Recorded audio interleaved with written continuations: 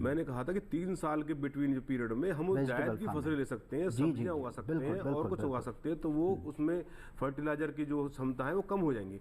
Second thing, मैं उपाध्याय जी एक बात और कहूंगा कि अभी जो कुछ नौजवानों को ये ड्रोन से जो रसायन की जो ट्रेनिंग दी जा रही है वो भी मेरे हिसाब से गलत है। अच्छा, बिल्कुल गलत। आज नया एक इम्प्लीमेंट आ गया सामने कि ड्रोन ले लो और उसमें रसायन भरो और छिड़काव करो, तुम्हें कुछ नहीं होगा। तो इन लोगों को जो ऐसी कंपनी है जो प्राइवेट प्लेयर क्षेत्र में जाते हैं किसानों के में, तो वो भी बहुत ज्यादा गलत है। और ऐसे कीट जो इस बार जो सह गए वो आगे जब अपना नया जनरेशन पैदा करेंगे तो वो फिर किसी भी कीटनाशक से नहीं मरेंगे। और सर यहाँ पर एक छोटी सी बात ऐड करेंगे, इसमें पीपल बाबा एक बात और है कि आज जो हमारे पहले जो केंचुए थे, जो कीट मित्र थे, वो सारे खत्म होते जा रहे हैं। बिल्कुल, पर्यावरण का नुकसान होता जा रहा है, हवा जहरीली होती जा रही है। जो हमारे परागण करने वाले कीट थे, मधुमक्खी थी, बीटल थे, ये सारे खत्म होते जा रहे हैं। केंचुआ खत्म होते जा रहा है। जमीन की उर्वरक शक्ति जो क्षमता थी वो कम होती जा रही है, कार्बनिक शक्ति कम होती जा रही है।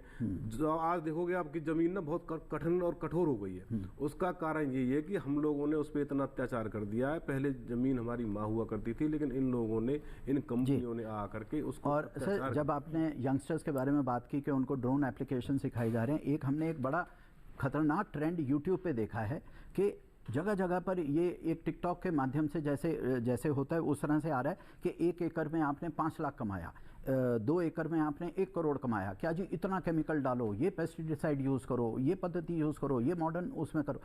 अरे वो इतना गुमराह करने वाली चीज़ें हैं। पहली बात, कोई भी किसान जो है 1 एकड़ में 1 करोड़ नहीं कमा सकता। आप चाहे कुछ भी करें, हाइड्रोपोनिक्स करें, एक्वापोनिक्स करें, दुनिया की कोई ऐसा नहीं है, चाहे आप स्पेन चले जाएं, पोर्चुगल चले जाएं, यूरोप चले जाएं, कहीं पर ऐसा नहीं होता। सो आई थिंक थोड़ा सा मे बी सोसाइटी को और जो नॉलेजेबल लोग हैं उनको ये जो यूट्यूब पे ये जो मिस एजुकेशन चल रही है इसको भी बंद करवाना पड़ेगा। खैर, किसानों की जो जोत है वो इतनी कम हो गई है कि उनको ड्रोन की आवश्यकता नहीं है, नहीं उनको ट्रैक्टर की आवश्यकता है। तेवतिया जी, यहाँ मैं ये कहना चाहूंगी, ड्रोन तो क्या, किसान को ट्रैक्टर की भी आवश्यकता वो तो मैं कह रहा हूँ। अगर एक गाँव की बात की जाए, 4-5 जो है ट्रैक्टर वो सफिशिएंट हैं, पूरे गाँव का काम चल सकता है उससे। ड्रोन तो बहुत बड़ी चीज हो गई, बहुत बड़ी चीज है, बिल्कुल। तो फिर तेवतिया जी हम बैलों पे आ जाएं, फिर हम खुद ही खेतों पे निकल जाएं, जो पहले क्या करते थे वही चले जाएं, फिर वही तो मैं समझने की कोशिश करता, जिस सो कॉल्ड विकास को हम अपनी पहचान के तौर पे देख रहे हैं वो तो फिर पीछे छूट जाएगा। इसका मतलब सर, आज अगर आप देखोगे उपाध्याय जी, जो पहले हमारे पास 50 एकड़ जमीन हुआ करती थी, आज वो जोत घटकर मैं कहूंगा 2 हेक्टेयर भी नहीं रही, 2 किले हो गए। उसमें किसान को ये सारी वो खर्चे ही तो है। नया ट्रैक्टर ले लिया, उसके अंदर फिर वो ड्रोन सिस्टम लगाएगा, उसमें पेस्टिसाइड डालेगा, तो अनावश्यक खर्चा है। और अभी जो पहले परंपरागत खेती आती थी, हमें उसी पे जाना पड़ेगा, ये हमारी मजबूरी है। उन फसलों के साथ हम तुलसी के पौधे, मरवे के पौधे, ऐसे हब्स के पौधे लगाते थे, गाय का गोबर उसमें डालते थे, तो अपने आप ही वो उपजाऊ बन जाती थी।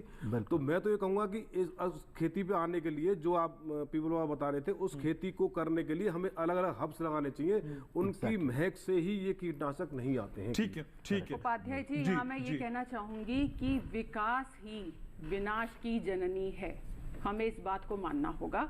और जो आपने कहा कि हम बैलों पर आ जाएं, हल पर आ जाएं, जी समय की मांग यही कहती है, हमें आना होगा। बैलगाड़ी से आई है मैम? नहीं, देखिए परिवर्तन संसार का नियम है। नहीं तो आप कार से नहीं चलेंगी, ये बताइए। देखिए, मैं आपको इसके लिए कहूंगी कि परिवर्तन की गुंजाइश हमें हर चीज में रखनी पड़ेगी। है ना, ये तो फिर कॉन्ट्रडिक्शन है। कम से कम हमें परिवर्तन को भी एक्सेप्ट करती हैं। देखिए, अगर विकास के नाम पे बैलगाड़ी रोडों पर लाने लायक आप लोगों ने कहां छोड़ा है, बताइए। ऐसा नहीं है कि यहाँ पे हम ये सोच लें, यहाँ पे हम ये सोच लें। आप इस तरीके से नहीं, सुविधाजनक नहीं हो सकती ना चीजें। देखिए, बैल हमारे खेतों में चल रहे हैं, बैलगाड़ी से मैं आ जाती। अगर आपके रोडों पे इतना ट्रैफिक जैम नहीं होता तो उपाध्याय जी, वहां इंसान के चलने की जगह नहीं बची। आप बताइए कहां से हम गाय और बैलों को चलाएं वहां पर। तो मैम, घर से लेके स्टूडियो में जो आप 45 मिनट में आ गई, तो बैलगाड़ी में तो 45 दिन लग जाते हैं आपको, फिर आप तो हमारे शो में भी नहीं आ पाती। मैम, विकास को आप डिनाई नहीं कर सकती है ना इस तरीके से, मेरा ये कहने का मतलब है। देखिए, आप सारी चीजें नहीं छोड़ सकती हैं। मानते हैं, पर संसाधन का कम से कम इस्तेमाल तो किया जा सकता है। वो कैसे परिभाषित होगा? उसकी परिभाषा सबकी अलग अलग है। देखिए, जो चीज आपके लिए कम हो सकती है वो मेरे लिए कम नहीं हो सकती है। इसके लिए मैं बताती हूँ आपको। सुबह जो हम शुरुआत करते हैं, आप ले लीजिए कि हम टूथपेस्ट करते हैं, क्या उसकी रिप्लेसमेंट, उस केमिकल की रिप्लेसमेंट क्या दातुन नहीं हो सकती? जो हम साबुन लगाते हैं क्या उसके बदले हम एलोवेरा का यूज नहीं कर सकते? जो हम कपड़े टेक्सटाइल इंडस्ट्री में इतने केमिकल वाले पहनते हैं, गारमेंट इंडस्ट्री इतना केमिकल कर रही है, तो थोड़े थोड़े छोटे छोटे बदलाव हर किसी को लाने होंगे।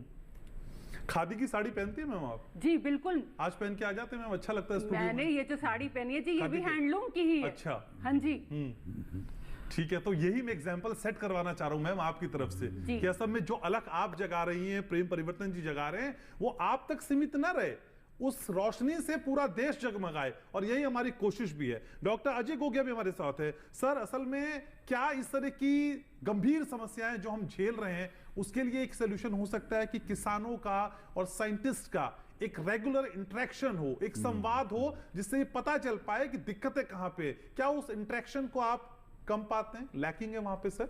Definitely yes. मैंने जैसे बताया ना, कैंसर एक मल्टीफैक्टोरियल है। उसमें 10% सपोज पेस्टिसाइड्स हैं, 10% प्रिजर्वेटिव्स हैं, 10% एनवायरनमेंट है, 10% पोल्यूशन है, 10% समथिंग है। तो जितने भी ये 10% हैं, उसको कोलैबोरेटिव एफर्ट करना चाहिए। डेफिनेटली उनको साथ बैठना चाहिए। सपोज फार्मिंग है तो हमारे किसानों के साथ बैठना चाहिए, प्रिजर्वेटिव हैं तो हमें फूड इंडस्ट्रीज के साथ बैठना चाहिए। हमारी डेली लाइफ में हमें जो हम मोमोज चाउमीन डेली इतना सारा कंज्यूम करते हैं, अभी तो रिसेंट रिपोर्ट आई है कि मोमोज के जो हम बनाते हैं, प्रिपरेशन से लेके उसके अंदर फिलिंग तक सारे कार्सिनोजेनिक हैं। तो ये सब एक अलग अलग सेक्टर में बैठ के बात करनी है। एक फार्मिंग सेक्टर में बात करनी है, एक फूड इंडस्ट्री में बात करनी है, एक एनवायरमेंटल स्टडीज में बात करनी है। इतना पोल्यूशन है अभी अर्बन, जितने भी उसमें इतना पोल्यूशन इंडेक्स है, it cause lung cancer and other cancers. तो वो सब फैक्टर्स पे बात करनी है, वो एक पॉलिसी बनानी है, रादर देन कि एक ही रीज़न है कैंसर का। हमें डिफरेंट एस्पेक्ट पे बात करनी है, डिफरेंट एस्पेक्ट पे उसको प्रिवेंटिव अप्रोच करना है, डिफरेंट एस्पेक्ट पे कुछ गाइडलाइंस बनानी है। हमें ये करना चाहिए, हमें ऐसा करना चाहिए, हम ऐसे करते तो ऐसा हो जाता। सर, ये कॉन्क्रीट लेवल पे क्यों नहीं समझ में आता है? फिर हम ऐसे बहुत अच्छा लिखते हैं, निबंध लिखने में सब माहिर हैं सर, लेकिन उसे जीवन में कैसे उतारे सर? वो व्यवहारिकता में कैसे शुमार हो? तो सबको बहुत कम टाइम में बहुत ज़्यादा चाहिए, लेकिन हम उसको अब धीरे धीरे करके ही खुद कर सकते हैं। पहले हमें अपना घर ठीक करना होगा, पहले खुद को ठीक करना होगा, तभी हम समाज ठीक कर सकते हैं। अब आप बताइए, आपके घर में कितने लोग मोमोज चाउमीन नहीं खाते हैं? आप इतना यहाँ पे पूरा कोऑर्डिनेट कर रहे हैं, बट हमारे घर में भी कमी है। तो पहले हमें अपना घर ठीक करना होगा एंड देन समाज ठीक करना होगा।